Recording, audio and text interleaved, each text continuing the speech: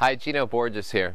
I just returned from my local grocery store at Good Earth in Fairfax, California, and I noticed on the window that they had this poster for Non-GMO Day.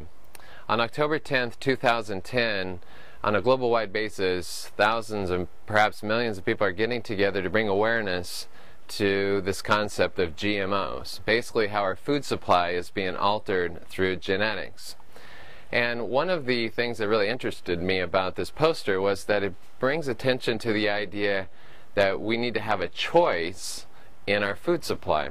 And it's interesting that sometimes we actually forget about our notion of choice. As a human with choice-making possibilities, we often forget about it. And that's why I want to introduce you to a concept. Besides genetically modified organisms, we also have a concept that I came up with called culturally modified organisms. Yes, that's true.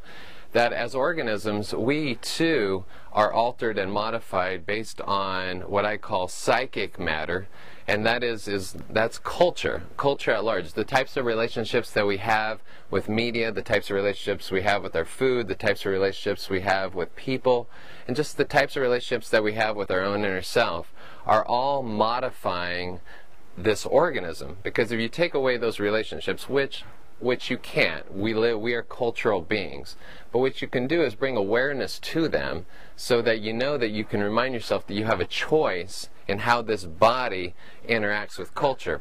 Otherwise, whenever we lose sight of how our cultural relationships, which pretty much is what we are, the notion of we or what we think we are is merely a bundle of relationships. But the thing that interests me is that what happens with CMOs, when we are heavily culturally modified organisms, what happens, the dangerous part about it, or I should say the part that we should become aware of, is how heavy the body becomes, and we lose sight of ourselves as bodily, sensual beings. And that's why whenever you have a choice, or whenever you remind yourself that you have a choice, you can have, at times you can suspend those relationships so you can reawaken the sensual self, because that's what you are, that's what we are. Without culture, we are these sensual bodies. But what happens as culturally modified organisms, we end up becoming very heavily bodied, or our body becomes very heavy by these cultural layers, and in essence we end up losing our sense of embodiment, that sheer sense of sensuality.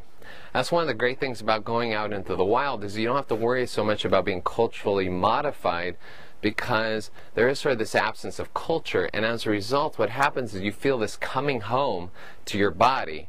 And it's so fascinating to me, because within 48 hours inevitably you feel this sensual reawakening, this sensual sort of coming home, this sensual aliveness, or this notion of what Joseph Campbell calls this ecstatic joy.